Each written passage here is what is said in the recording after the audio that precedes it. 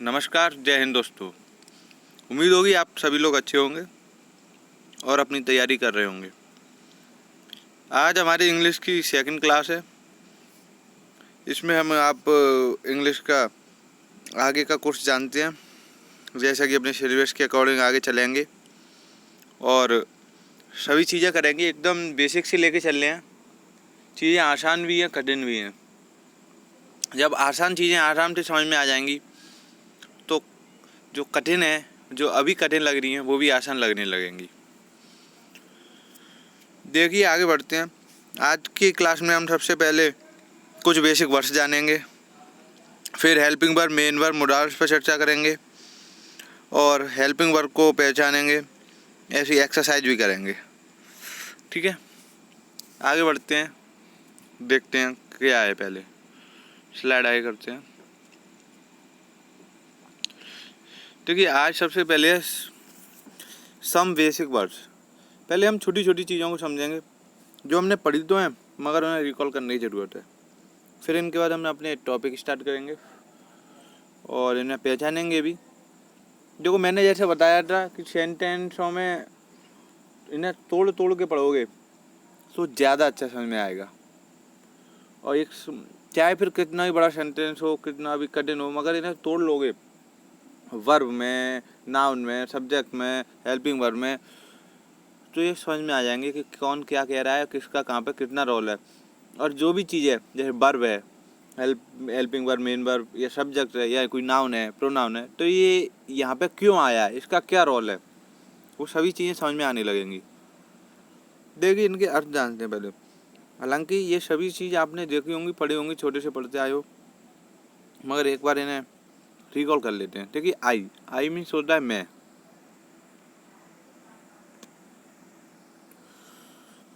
We means होता है हम। यू मीन्स होता है तुम। और ही मीन्स होता है वह। सी भी होता है वह, मगर सी फीमेल के लिए यूज होता है और ही होता है मेल के लिए, जैसा कि आप सभी जानते हैं। और इट मीन्स भी होता है वह, मगर ये निर्जीव के लिए यूज करते हैं एक तरफ से।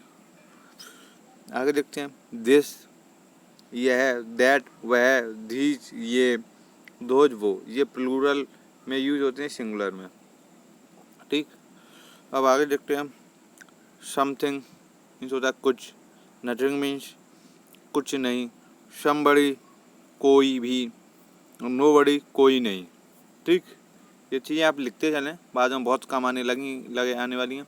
आपको अभी लग रही होंगी आसान और छोटी सी चीज़ें कि ये क्या है, मगर ये जब यूज होगा ना तो अपने आप समझोगे कि हाँ, हमने कुछ पढ़ा था, वो यहाँ पे यूज होने वाला है। देखो, कठिन कुछ नहीं होता है इंग्लिश में। ये जो छोटी छोटी चीज़ें हैं ना, इन्हें एक तरफ से मॉडिफाई कर देते हैं, जो कि इन्हें घुमा देते हैं आगे पीछे, तो कि हमारी समझ में नहीं आ पाते एक बार में। जिनसे टाइम लगता है तो हम उन्हें स्किप कर देते हैं, क्योंकि एग्जाम में टाइम होता है कम। हम सबसे पहले बात ये जाने कि इंग्लिश को इंग्लिश के तरीके से पढ़ेंगे, उसको हिंदी में अर्थ बिना जाने हुए, क्योंकि हमें यहाँ पे इंग्लिश में मास्टर नहीं बनना है। इंग्लिश हमें सिर्फ टेस्ट पास करना है, और टेस्ट पास करने के लिए सिर्फ हमें रूल्स या कॉन्सेप्ट या फिर जो उनके एक तरफ से बोला जाए जो उन पे यूज है वो पता होना चाहिए कि यहाँ पे ये शब्द है तो ये क्यों आया है, और इसका यहाँ पे क्या रोल है, ये क्या गलती है, एरर क्या है। बस ये चीज़ें हमें पता है तो हम इंग्लिश को बड़ी आसानी से, इंग्लिश का पेपर बड़ा आसानी से कर लेंगे। ठीक है, आगे देखते हैं आगे क्या है। ये मैं उम्मीद करता हूँ आपने लिख लिया होगा, और आगे बढ़ते हैं, क्योंकि एक नोट्स बनाते चलें जो कि आपके बहुत काम आने वाला है। जब भी आप ये देखोगे ना दोबारा, तो आप ये कहोगे कि हाँ, काम आ रहा है। तो नोट्स तो बनानी पड़ेंगे, इससे नहीं तो अगली क्लास से बनाओगे, जहाँ पे थोड़ा आपको लगेगा हाँ ये कुछ हमने देखा है। मगर सभी चीज़ की बनाओगे तो बार बार रिवीजन करने में दिक्कत नहीं होगी और सभी चीज़ों का रिकॉल होता रहेगा। देखिए, हेल्पिंग वर्ब पढ़ेंगे, हेल्पिंग वर्ब, फिर मेन वर्ब, फिर पढ़ेंगे मोडाल्स। मोडाल्स भी होंगे आगे, देखिए। हाँ हैं, अभी हम हेल्पिंग वर्ब देखेंगे। हेल्पिंग वर्ब होती है हमारी ये is, am, are, was, were, has, have, had, do, did, does.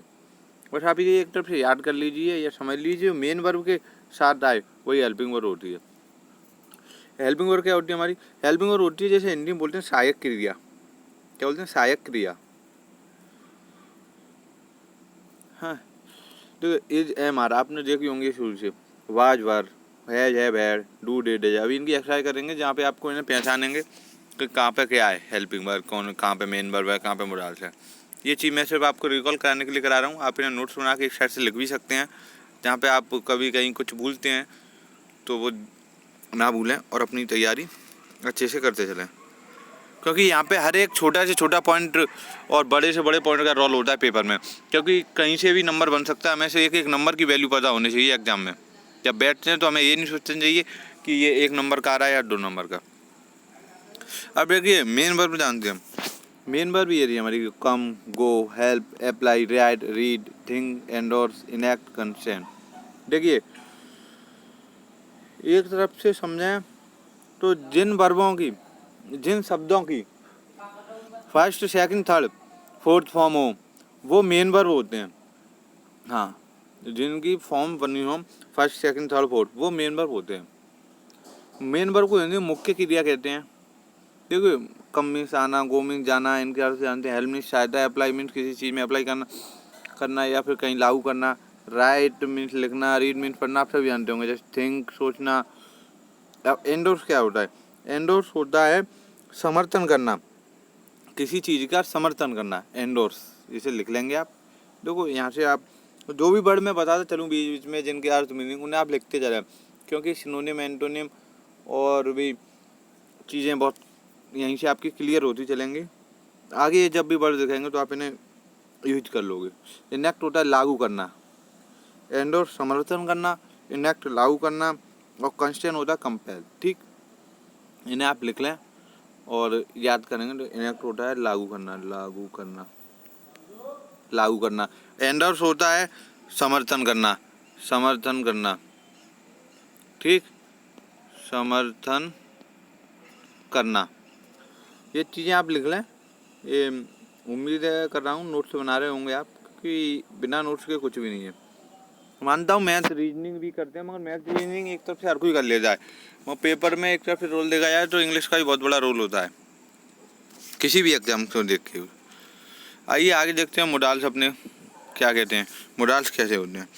देखिए ये can, could, may, might, shall, should, will, would, ought to, must, need, dare, would etcetera, ये हमारे मोडाल्स होते हैं। Modals can, could, may, might, shall, should, will, would, ought to, must, need, dare, would. देखिए इनका use जानते हैं कैसे होगा और कहाँ पे कैसे एक्सरसाइज लगाएंगे, नहीं आगे देखो पहचानेंगे। आज अभी हम देखते हैं आगे की स्लाइड में हेल्पिंग वर्ब को पहचानना। ठीक, हेल्पिंग वर्ब कैसे पहचानते हैं, आप इन्हें लिख लें एक तरफ से। देखिए लिख लें, यूज करें इनका, इन्हें एक तरफ से आप लिख लेंगे ना। देखो मैं उम्मीद करता हूँ दिख रहा होगा साहब। हाँ, लिख लें और इन्हें एक तरफ से एक बार पढ़ लें, क्योंकि यही मोडाल्स होते हैं, यही हेल्पिंग वर्ब, यही मेन वर्ब। जो मेन वर्ब तो जो फर्स्ट सेकंड थर्ड ये मान लें जिनकी फॉर्म बदलती हो, चेंज होती हो, वो मेन वर्ब होते हैं। हेल्पिंग वर्ब मेन मोडाल्स यही होते हैं आपकी। हालांकि आप पढ़ते आए होंगे, मगर यहाँ पे पहचान, क्योंकि चीज़ों को पहचानना बहुत ज़रूरी होता है। ठीक, आगे बढ़ते हैं। देखो यहाँ पे पहचाने, हेल्पिंग वर्ब को पहचाने। देखिए ऐसी तरह से एक्सरसाइज भी करेंगे यहाँ पे। अभी थोड़े आपको इजी लग सकते हैं सेंटेंस, मगर मेरा उद्देश्य है कॉन्सेप्ट को बताना कि आप कैसे चीज़ों को पहचाने। ठीक है, क्वेश्चन क्या है, he is playing there, he is playing there. तो यहाँ पे हेल्पिंग वर्ब क्या होगी हमारी? जैसे आप सभी समझ में, ये हमारी यहाँ पे हेल्पिंग वर्ब है। ये क्या है? They are writing a letter. ठीक, तो यहाँ पे हमारी हेल्पिंग वर्ब क्या होगी? आर। जैसे ही मैंने बताया मेन वर्ब के साथ हेल्पिंग वर्ब आती है। ठीक, और मेन वर्ब क्या होता है? जो फर्स्ट सेकंड थर्ड फॉर्म में चेंज होते रहते हैं।